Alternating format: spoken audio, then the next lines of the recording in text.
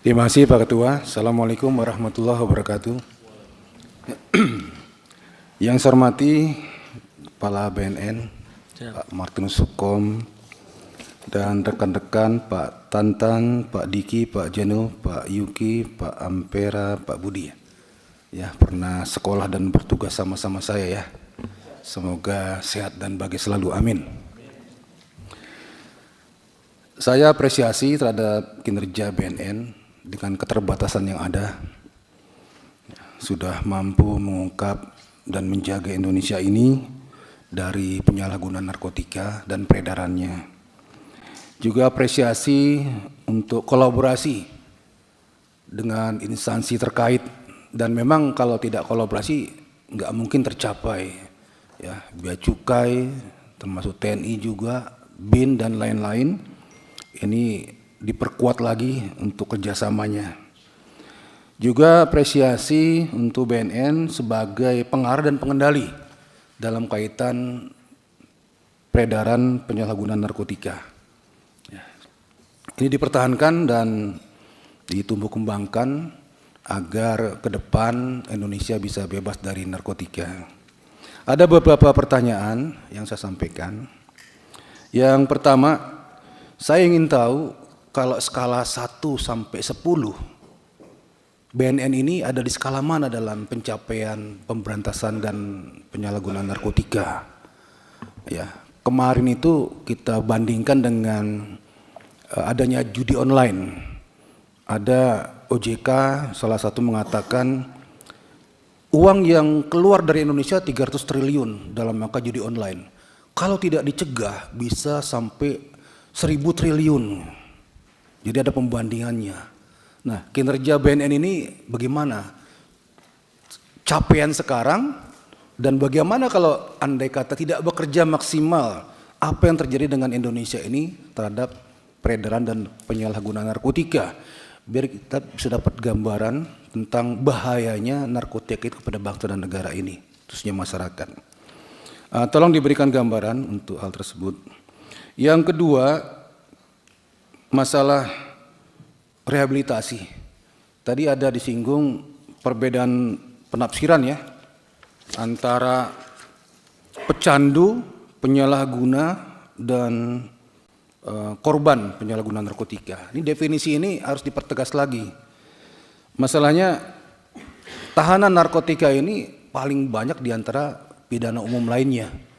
Ini kalau terus begini terus, nanti beban biaya negara makin besar untuk ngurusin mereka yang ditahan, makannya dan fasilitas lainnya.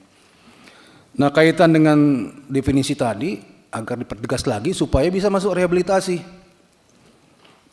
Dan rehabilitasi ini juga harus jelas yang dikelola pemerintah maupun swasta.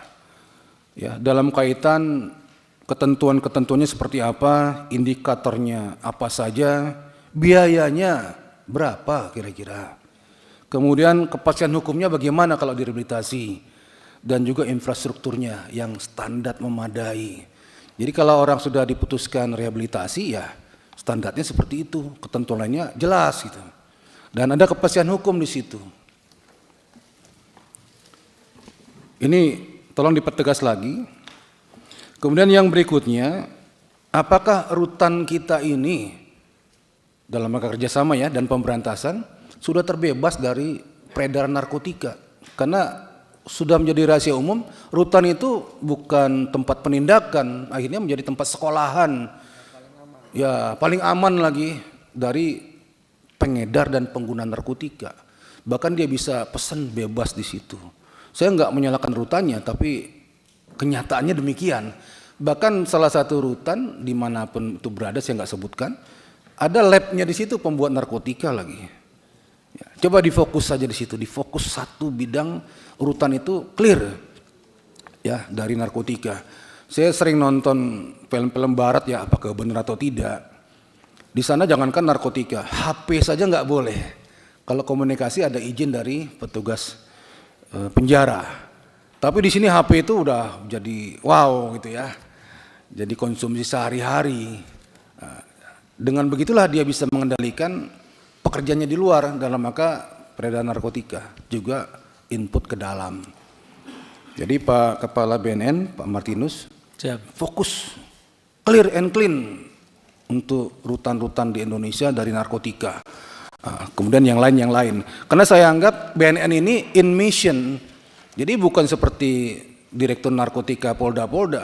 In mission itu selalu dalam tugas yang pokok, yang serius. Dalam misi terus BNN ini. Karena spesifik dia. Spesial dia. Special agent seperti DAE-nya di Amerika. Jadi pekerjaannya juga pekerjaan memang langsung kepada sasaran, fokus, selesaikan, clear and clean di situ. Mission is accomplished gitu, istilahnya begitulah, gitu ya, selesai.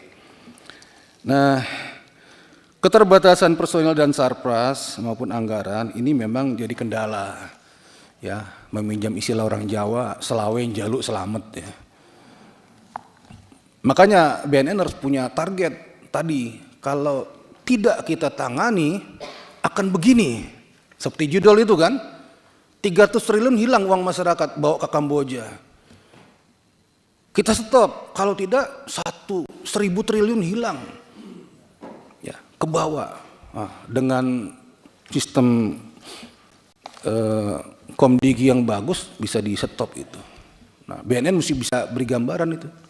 Jadi pemerintah kita juga ya terdorong untuk ancaman sangat besar, sangat membahayakan bagi kehidupan masyarakat bangsa dan negara, sehingga kita harus serius ini.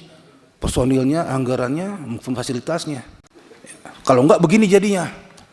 Nah, begitu maksud saya, supaya BNN bisa memberikan gambaran bagaimana kalau tidak dikerjakan dengan baik hal-hal tersebut ya. Memang ada kendala, ada beberapa negara di dunia ini yang seperti seolah-olahnya narkotika itu jadi aset.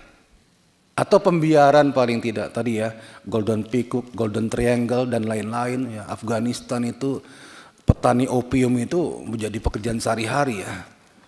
Nah, ini kolaborasi kerjasama internasional juga perlu diperketat lagi. Jangan sampai kita mencegah, memberantas, tapi produsen di negara-negara tersebut jalan terus, bahkan omsetnya kalau bisa diperbesar lagi. Nah, ini bagaimana kerjasamanya? Kita lihat pintu tadi masukin narkotika dari luar ke Indonesia banyak sekali. Jaga pintunya aja udah habis anggota BNN itu. Ya, nggak cukup anggarannya juga. Ya, Kalimantan Barat, Sumatera, jalur pantainya, Kalimantan Utara, ke timur, ya, belum ke timur lagi, dan mereka akan berusaha terus ya. Dan hati-hati yang terakhir untuk anggota kita, anggota pemberantasan narkotika dan seluruh instansi yang ada, uang narkotika itu sangat menggiurkan, ya. Agen-agen narkotika banyak ditaruh di tempat-tempat yang intinya adalah untuk bagaimana mendapatkan informasi intelijen, bagaimana memberikan feedback kepada kesatuannya, akhirnya larut, tenggelam, hanyut. Ya, karena uang narkotika itu begitu menggiurkan dan besar.